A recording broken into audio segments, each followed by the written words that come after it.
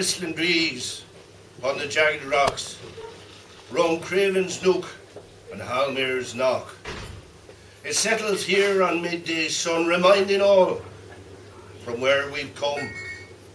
The land so pure, the earth so clean, heaven made as angels seen, spew forth the torrents, boil enhance, that greatest glory, a twinkling glance upon the earth, so mine, so your, this mighty isle, so fine and pure.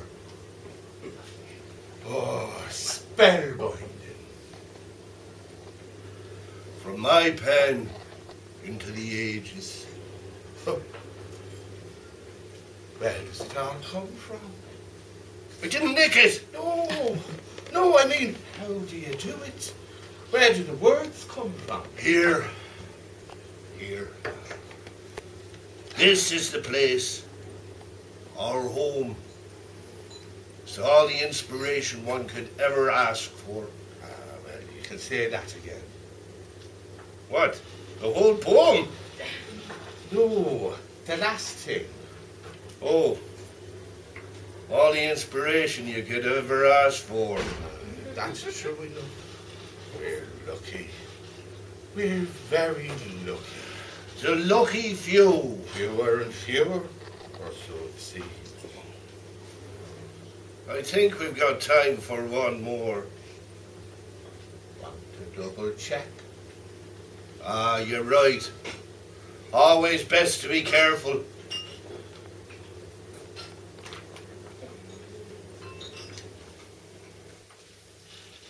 You've arrived, obviously. We've had a bit of food and drink. Cockers and mussels alive, alive, oh. And fiddle. And garnished with a field mouse. Lots of fiddle. Oh, yes, loads of them. Lovely and raw. Chef recommends. Mwah. Right. We've done the poetry. We've got some space now for a chat. Just before the quick sit in my room, look out of the window, and then we're on to the home stretch.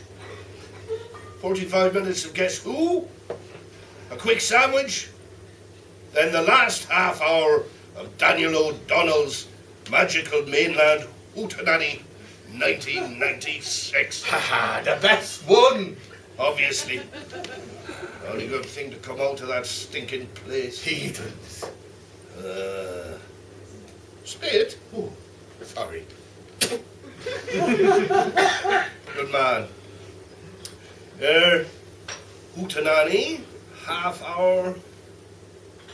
And then we all have a happy new year. There we go. That's the plan. The grand plan it is. And it's the only plan I'll hear about. Well, all others are shite. That they are. So it is. God be praised. So, how's everything with you? Fine. They keep me busy. I bet they do. Oh, and forever. Up one end of that island and then back down to the other. Those maddos. Still sending letters. Have they not heard of the telephone?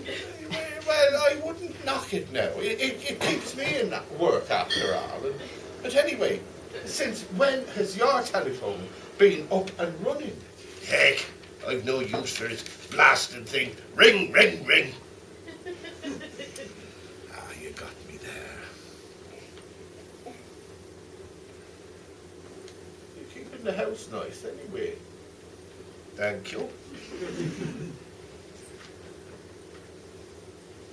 Busy yourself?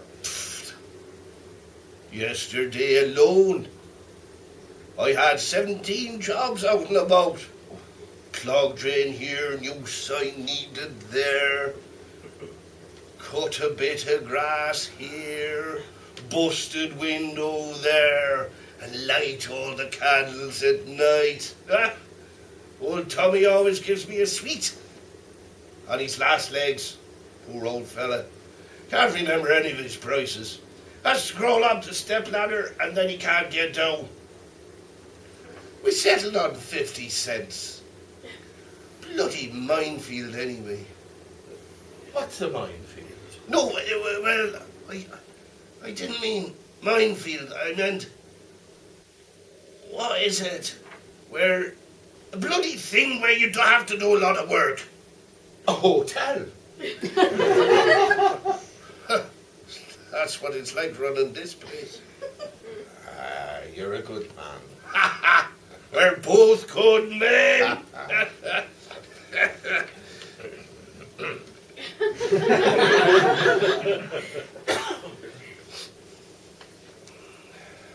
How's your lot anyway? Oh, well, me mammy's got a terrible stink on her. Oh, yes, she has. So I have to keep rinsing her down with the hose. But luckily, my brother's home. Oh, is your brother home? Yes, 'tis the season. And he never really went to eat, to be fair. Dad just sits in the back room, stiff as a board, never saying a word. Well, he's always been a man of numbers, your dad. As opposed to words. If you get my meaning. Oh, I do. I do. Do you know what I'd love? If Morag hadn't have left you. Yes, besides that. A chicken. No, right now.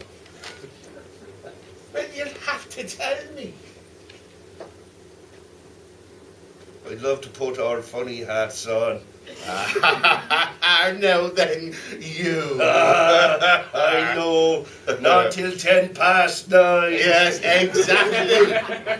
We must do things The way we always have done. Otherwise, what's the point of us ever having done them that way in the first place? The first place, exactly. Precisely. Be great to see you in your hat, though. Oh, why, you're a wicked man. I'm that, certainly. God, mammy stinks. I got prawn cocktail flavoured crisps. Best of the lot.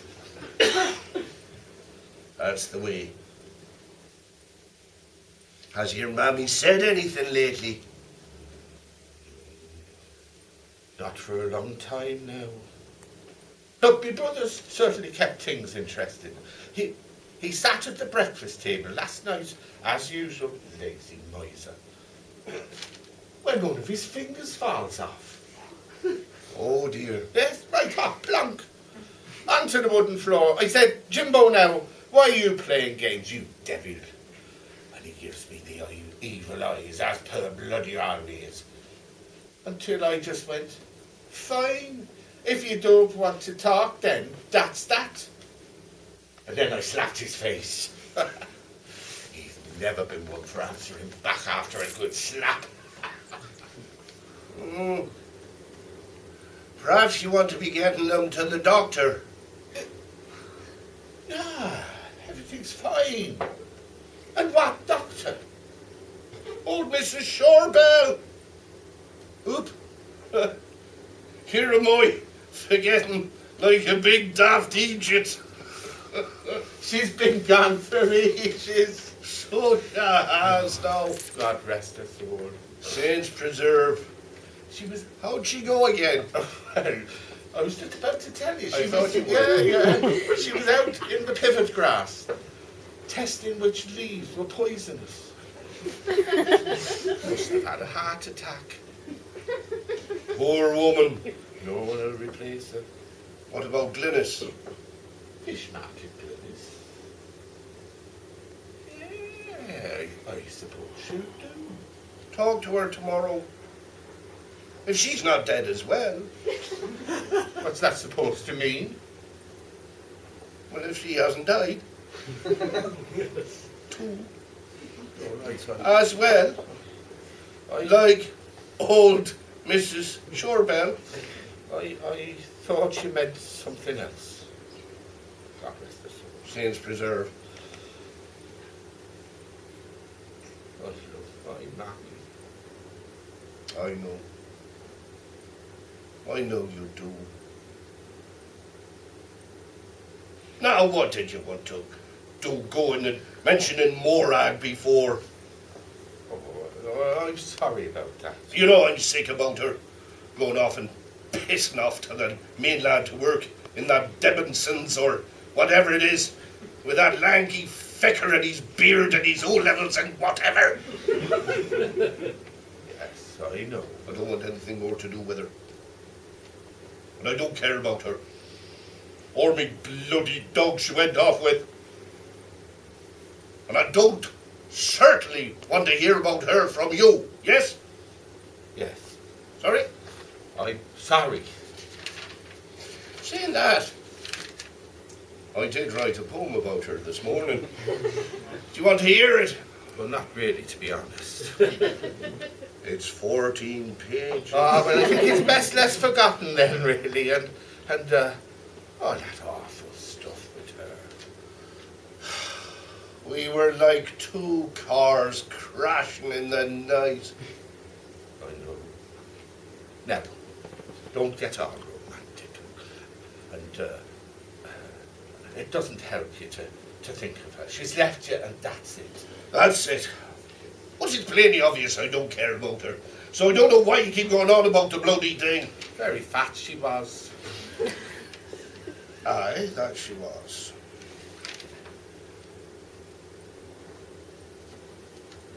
Can you hear the sea? Of course. Can you ever not hear it? I sometimes wish when it's late at night and I'm holed up in my room just sitting crouched and smelling everyone through the walls. I wish I could just shut it off. My brain. The sea in my brain. In my head. I can't stop hearing it, and it won't let me sleep. Sometimes Morag won't let me sleep. She swoops in through the window, tattered, her spirit hanging on the pane, crying, love me, Colm, stay and love me yet again. Oh, you started reading that poem again, haven't you? Give it a few lines, you'll get into it. No, I said I didn't want to hear it. We've got a real problem here, and you are not listening. Oh, what's your problem? Big fat girl came and went. Get over it. I never got a chance to say goodbye. Thank you very much. Snap a twig. What have I told you about your language? She came up to you that Saturday night, and what did she say? I've decided to move out. I've got a flat with my old pen friend. Come with me. She did not say. She said, come with me. And what's more, I've read all her letters, and everything seemed to be perfectly innocent and above board. You read her letters? Yes. You naughty postman. Changing the subject. Well, anyway, how could I move, eh? How could I move from here? I mean, what would that be saying to the man upstairs? It would be like defecating in his eyes and rubbing it. Eh? He would never forgive me. I've given you all this place, and you go off with some bouncy bimbo. No, he'd never forgive me. So are you happy then? Of course I am. Well, there we are, you see. That's sorted. I suppose it is. Ha! You two work wonders, you know. I'm no one special. Ah! Of course you are. Come here. Well, thanks. I knew you'd come round. Remember what you wrote on that big banner that we held up when she was sailing away? Morag Hennety, hope you drown, whale, and never come back, unwelcome vermin. All my love forever, Colm. See? You couldn't have been surer, could you? No. Oh, hey.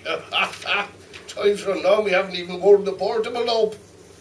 Hey, blasted fuzzy thing, never watch it on me own. If you find the Guess Who board, then we can get up to my room for that portion before it's too late. I don't want to miss any of the scenery. Well, I think it's time I was heading off. No, not again. This is how it goes. Oh, but you said you would stay. Yes, I always do. Why do you let me get excited? I don't want to spoil your party. I never want to spoil it. But you always get me excited and then you go and leave. But we can't change things now, can we? Oh, but please. Just this once. Just once. Please. Now, you've got your game. You've got your telly. I've got some family to be getting back to. Don't want them worrying. You'll have a whale of a time as always. Whoops. Didn't want to remind you now there of thinking about Morang again, did I?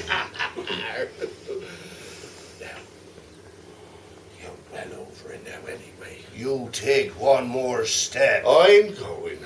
I've left your drinks in the cabinet. Have a happy new year. I'll kill you. I'll kill you with this knife. You never do, though. Just sit in that chair, sit calm and enjoy the rest of your party. All the best. I'll get you next year, though. I know you will. See you, mates.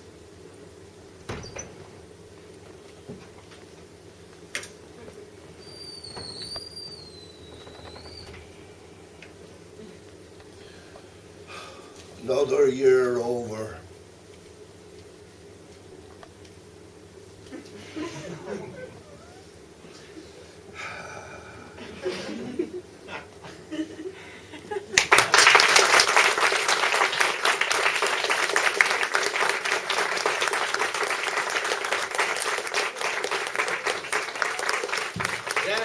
Thanks very much, Stephen, Kevin and Lewis.